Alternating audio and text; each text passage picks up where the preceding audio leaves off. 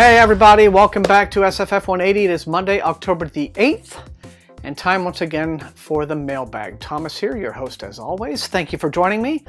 A few announcements before I get into the stack of books this week. The 12 days of Halloween are coming up. That's going to start on the 20th. As always, I'll have a little announcement about that shortly. But over the next week, this week that is just now starting, as you're watching this, expect to hold not a whole lot of content on the channel. It's going to pick up the following week. I have some stuff I have to do on a family personal level that is going to sort of take me away from the office for a little bit.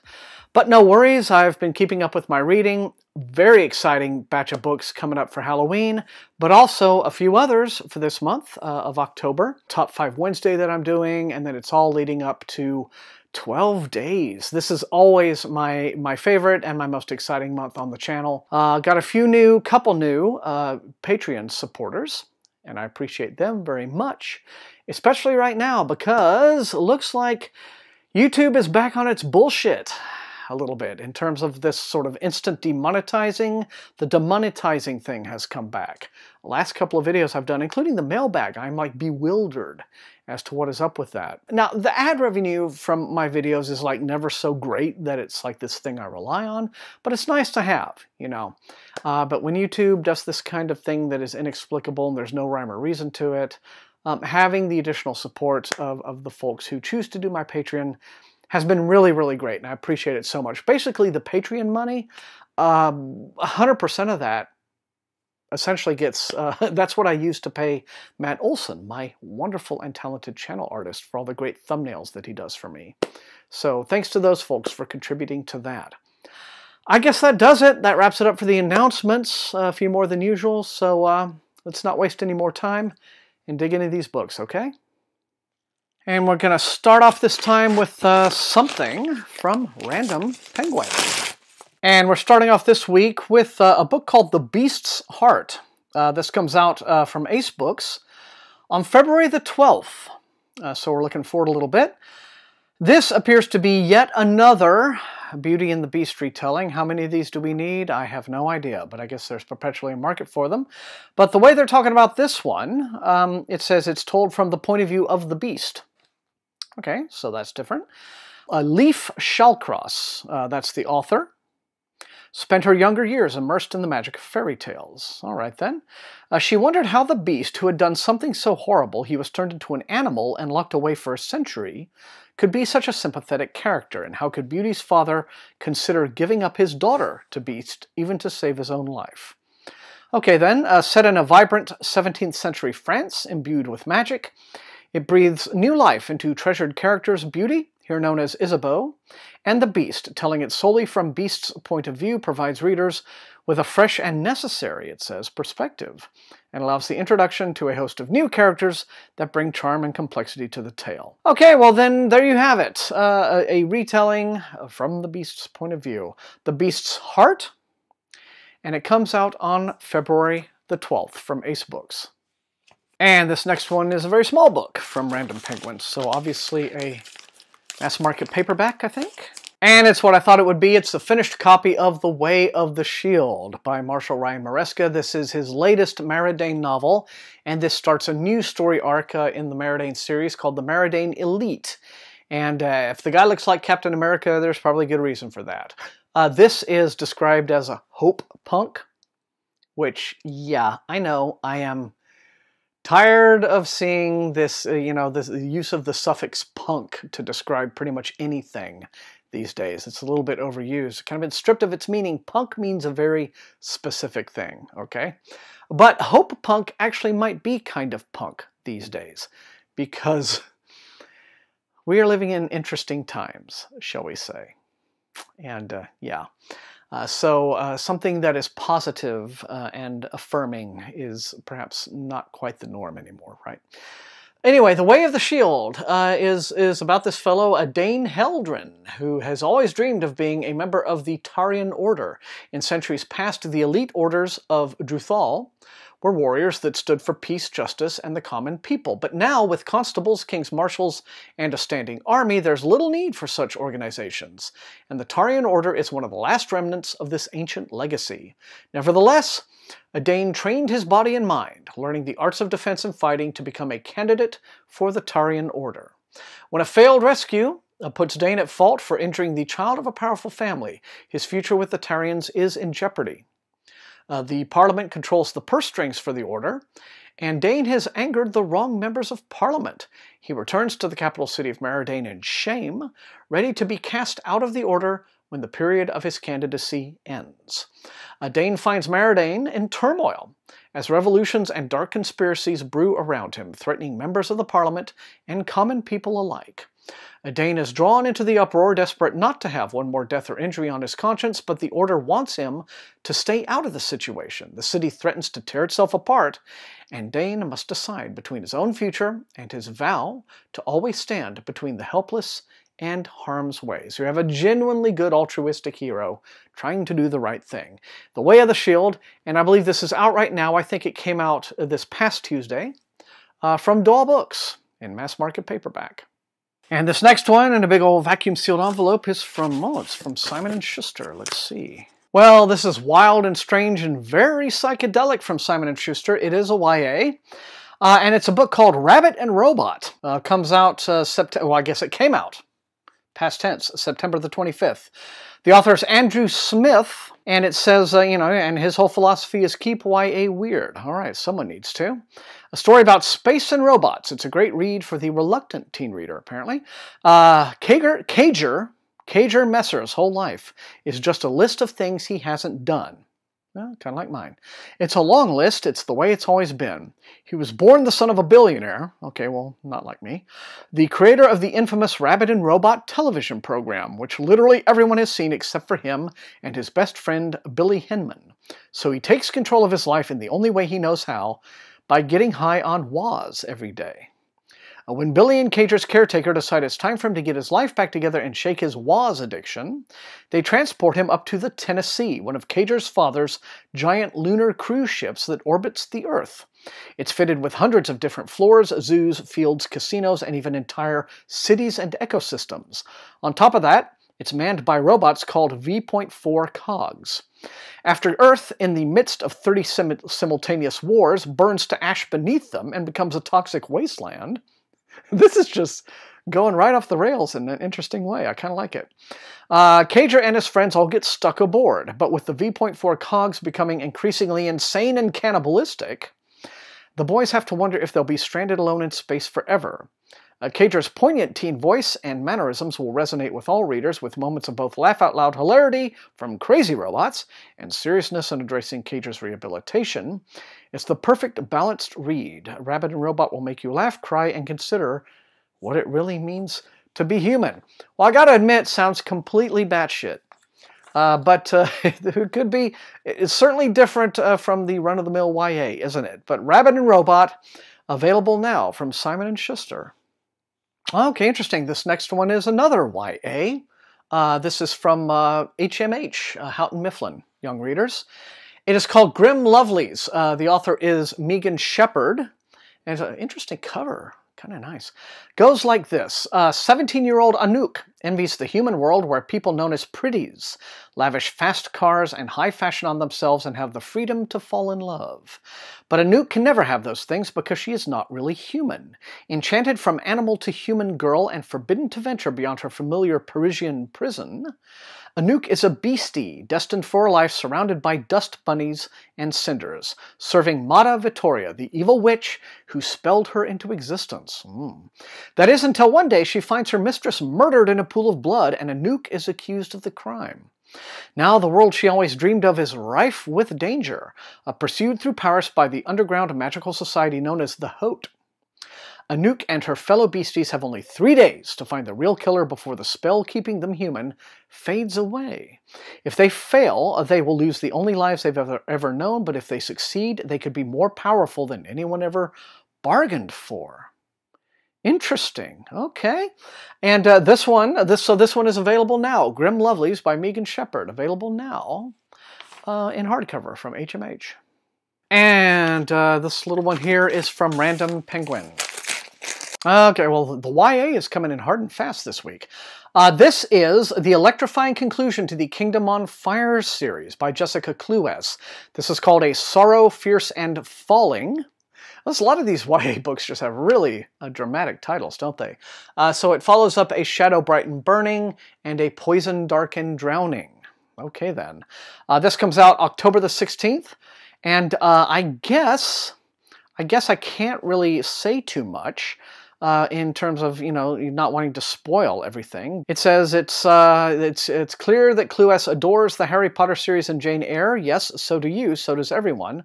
What matters is that her voice is her own, says the New York Times. So I guess we're looking at a mashup of those stories, or at least thematically, as it were, or in terms of the inspiration. All right then. So Jessica Cluess finishes up her trilogy on the 16th. And this next one, wow, okay, we've got a big old chunky one right here from Random Penguin. So let's see what this is. All right, this is interesting. There are 2 books in this package from Daw. The first of these is a trade paperback edition called River into Darkness, and the author is Sean Russell, whom I've read at least one book by and really kind of liked it. He appears to be kind of in the Guy Gavriel K school, maybe not quite as sophisticated, but that sort of fantasy storytelling, as it were. And this is a bind-up of a duology, Beneath the Vaulted Hills and The Compass of the Soul. I don't think Sean Russell's done anything new in a while, for a while, now that I think of it. I wonder what's up with him. The Twilight of the Mages. Only one of these terrifying and mysterious men still remains. The difficult and enigmatic Lord Eldritch. More than 130 years of age, but appearing no older than 40, Eldritch dwells in seclusion, his precious knowledge disclosed to no one, his very existence subject to speculation. For motives of his own, he has dedicated his life to eliminating all remaining vestiges of magic in the world. But his work does not go unchallenged, for there are those sworn to preserve the very lore Eldritch is striving to eradicate. Fanatical followers of a long-dead mage apprentice, the Tellarites, will stop at nothing to reclaim the forbidden powers of the magical arts, even if it means braving Eldritch's wrath and descending into the perilous depths of a labyrinthine cave system in search of secrets that have lain hidden since the time of the first mage. Yeah, Sean Russell did most of his writing, I think, kind of like maybe late 80s, 90s, as it were. And so they're putting these back out, so I guess a new generation of readers can discover him. But River into Darkness is available from Daw. And then in the same package, we follow that up with the Bartered Brides, which I guess is the newest Elemental Masters novel by Mercedes Lackey. I really don't know a whole heck of a lot about this series, but I do, and like a lot of her books, a lot of her series, this has now probably gone on for something like 8 or 9 volumes. I have the first 2 in mass market paperback in a box somewhere. Maybe I'll check them out and see what this is all about. But if you have been following along, well, then you'll be happy to know that The Bartered Brides is the newest, and it's in hardcover, an October hardcover from Daw Books. Oh, and this one now is from Tor.com Publishing, so this is exciting. Let's have a look. Oh, I've been excited for this one. I'm very happy to have it at last. This is an arc for the new novella by P.J. Lee Clark, whose earlier novella for Tor.com was called The Black God's Drums. I have it right at the very top of my reading queue, as it were. And this one, the second one, comes out in February the 12th. And it's called The Haunting of Tramcar 015. And you better believe with a title like that, it had me at the title. But anyway, it goes like this. It's set in an alchemy-infused Cairo, on the forefront of social change, Cairo in 1912. The case started simply enough for the Ministry of Alchemy, Enchantments, and Supernatural Entities handle a possessed tramcar. Soon, however, Agent Hamed Nasser and his new partner, Agent Ansi Youssef, are exposed to a new side of Cairo stirring with suffragettes, secret societies, and sentient automatons. It's a race against time to protect the city from an encroaching danger that crosses the line between the magical and the mundane. I mean, yeah, this is like catnip to me. But The Haunting of Tramcar 015, available from Tor.com in February. All right, moving on down the pile. This one has come in from the Hachette Group. Let's see. Oh, okay, this is finally available. Muse of Nightmares. As most of you know, because BookTube is all over these, we read Strange the Dreamer. I didn't, but I have it, because I didn't do the YA category in the BookTube SFF Awards earlier this year. But I've got it, so Strange the Dreamer, and this is the sequel, Muse of Nightmares by Laini Taylor. If you know what it's about, you know what it's about, but I have been interested in getting into these, and now that the duology is complete, I guess I can. So yeah, Muse of Nightmares, and it appears, I think it is, yeah, it's available now. Yeah, that is sure to be very popular. And this next one, oh, cool. This next one is a new package from Broken Eye Books. Okay, remember Broken Eye Books sent me that fantastic little box full of really psychedelic looking, you know, little indie books. Ride the Star Winds anthology, a few others. You guys loved them at the time. So here's a new one from them. Let's see what's in this. Queen of No Tomorrows, this is called. And let's see, it comes out December the 11th from Broken Eye Books. It's part supernatural horror and part crime noir. The author is Matt Maxwell. It says it follows Kate McCready, librarian and forger of occult tomes, but her latest creation accidentally attracts the attention of something magical and terrible. Cool, all right. Kate McCready is a part-time library scientist, part-time forger of books old and rare, books of magic. Her latest, The Smoking Codex, is a work of complete fiction and all her own. Nothing but vodka-fueled occult nonsense and heartfelt desire. It's a fake. No history, no power. Or is it? The book takes on a life of its own and someone wants it very badly. The police get involved when her ex-lover is murdered. Now Kate must somehow manage to stop a thing that has already happened. The book's secret god is already known, and its name has been spoken. Broken Eye Books, they look like they're doing good stuff. I mean, this sounds really sharp. Okay, well, let me know in the comments. This comes out December the 11th. Okay, moving on down the stack, we have another YA. This one is from Green Willow Books, and it's awfully pretty. Look at that. This is called For a Muse of Fire. The author is Heidi Heilig, who I think is pretty well known to YA readers. I will say this, if you are going to title your book after the opening line of Shakespeare's Henry V, because that is where that phrase comes from, oh, for a muse of fire, that tells me you're aiming pretty high, so it could be interesting. But let's see. There does not appear to be a sell sheet with this one, so I will just read it. Okay, never show, never tell. Jetta's secret has kept her family from starving. It has made them the most famed troupe of shadow players in Chakrana. Okay, there we go. That's the reference. It's about a dramatic troupe. So that's the title. There we are. With Jetta behind the scrim, their puppets move without stick or string. Never show, never tell. With a drop of blood, Jetta can bind wandering spirits to the silk or wood or leather of the puppets and bring them to life. Interesting. But the old ways are forbidden. If anyone discovered her ability, Jetta could be thrown in prison and left to rot or worse. As rebellion swells and desperation builds, Jetta's power becomes harder and harder to hide, especially from Leo, the young smuggler with sharp eyes and secrets of his own. When he and Jetta capture the notice of both the army and the rebels, she may be the spark that lights the rebellion if she isn't consumed by the flame first. Okay. Well, it sounds like a fascinating setting for this sort of thing. And again, really pretty book. But For a Muse of Fire by Heidi Heilig, and it is available now. Okay, just a few left. This little one is from HarperCollins. All right then, and we have here the finished copy of The Black Khan by Ozma Zianat Khan. This is available now. Came out on the 2nd, apparently. And this is the sequel to The Blood Print, and essentially the whole idea is that it is a band of rebellious women who are fighting against a very oppressive, patriarchal, religious, theocratic, what have you, society, as it were. Let's see, and what else? Yeah, the Khorasan Archives is the name of the series. About identity and belonging, features a diverse cast of strong women fighting against an oppressive regime. Fairly timely, I would have to say. Yeah, they're fighting against a cruel and superstitious patriarchy called the Talisman. All right, then. And so I guess their adventures continue. But The Black Khan is available now from Harper Voyager. And then next up we have this one. It's one more YA, and yeah, I've heard a little bit of buzz about this, and I'm very happy to get it because it looks fascinating. It is called Boneless Mercies. The author is April Genevieve Tucholke. Or, yeah, Tucholke, I guess. Sorry, I'm bad with names. You know how it is, you guys. Okay, so let me see. Okay, yeah, no sell sheets, so here we go. Trained warriors kill loudly. We kill silently, and that is how you hunt a beast.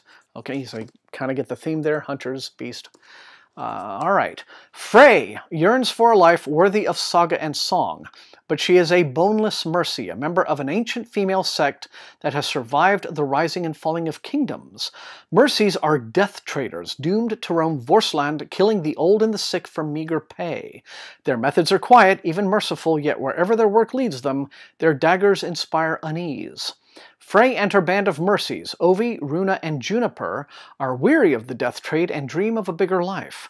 So when Frey hears that a beast is slaughtering people in a northern jarldom, she decides that slaying the creature is the mercies' chance at fame and fortune, even if it means they must align with the reclusive sea witches and face the ruthless Cut Queen of the Red Willow Marsh. Their success or failure might change the fate of women everywhere. With prose as silken and slippery as blood, the complex truths of Tucholke's new novel will sink into your bones and linger long after the last page is turned. Now that sounds really interesting. Yeah, definitely. It sounds like it does have a bit of, inspired perhaps by, Viking culture, as it were, or the sort of Norse. But the Boneless Mercies. I dig the title. It's available now from FSG. For young adults. Okay, you guys, and last but not least, we have this multiple books in this one. This is from Simon & Schuster. I'm going to guess maybe this is some Saga Press stuff. Pretty exciting. Let's see what we got to wrap up with. Okay, so first up we have, in hardcover, the finished copy of An Easy Death by Charlaine Harris. Charlaine Harris, of course, being the author of the Sookie Stackhouse, True Blood, all of those. And so this is her new series. Looks like it could be a big hit for Saga Press, which is good. So this is the first in a new series. And let me see, just read real quick. Set in a fractured United States in the southwestern country now known as Texoma, where magic is acknowledged but mistrusted, especially by a young gun-for-hire named Lisbeth Rose. Lisbeth Rose takes a job offer from a pair of Russian wizards to be their local guide and gunny. For the wizards, Gunny Rose has already acquired a fearsome reputation, and they're at a desperate crossroad even if they won't admit it. They're searching through the small border towns near Mexico, trying to locate a low-level magic practitioner, Oleg Karkarov. The wizards believe Oleg is a direct descendant of Grigory Rasputin, and that Oleg's blood can save a young Tsar's life. As the trio journey through an altered America shattered into several countries by the assassination of Franklin Roosevelt and the Great Depression, they're set upon by powerful enemies. Now it's up to Lisbeth Rose to get them all out alive. Okay, I will be honest with you. I've never really thought that Charlaine Harris's work would appeal to me all that much, but I gotta say the synopsis of this is pretty tantalizing. I think I may actually read this one. But this came out on the 2nd, so it's available now in hardcover from Saga Press. Kind of apocalyptic fantasy western thing, but wait till you see what we got coming here in these next two arcs. First one is Cameron Hurley's The Light Brigade. This is coming out in March. And golly, yeah, a time-bending take on the future of war. So now she is jumping into military science fiction, it looks like. Let's have a look, see what I can glean from all of this. March the 19th is when this comes out. The Light Brigade. Can I hold it like that? Yeah, I can. It's what soldiers fighting the war against Mars call the ones who come back. They're different. Grunts in the corporate corps get busted down into light to travel to and from interplanetary battlefronts. Everyone is changed by what the corps must do in order to break them down. Dietz, a fresh recruit in the infantry, begins to experience combat drops that don't sync up with the platoons. And Dietz's bad drops tell a story of a war that's not at all what the corporate brass want the soldiers to think it is. The Light Brigade, Cameron Hurley takes on military SF.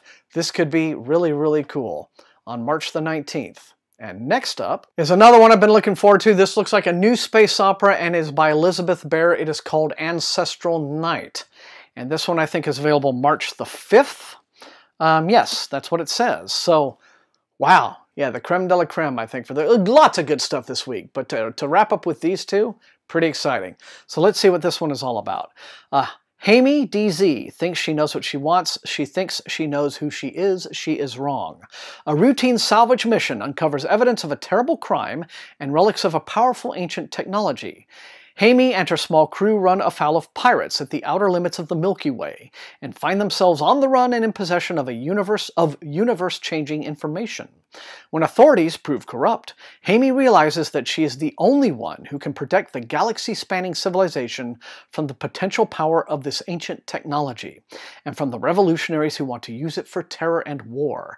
Her quest will take her careening from the event horizon of the supermassive black hole at the galaxy's core to the infinite empty spaces at its edge. Holy shit. Yeah. I'm on board. To save everything that matters, she will need to uncover the secrets of ancient intelligences lost to time, and her own lost secrets which she will wish had remained hidden from her forever. There you have it then.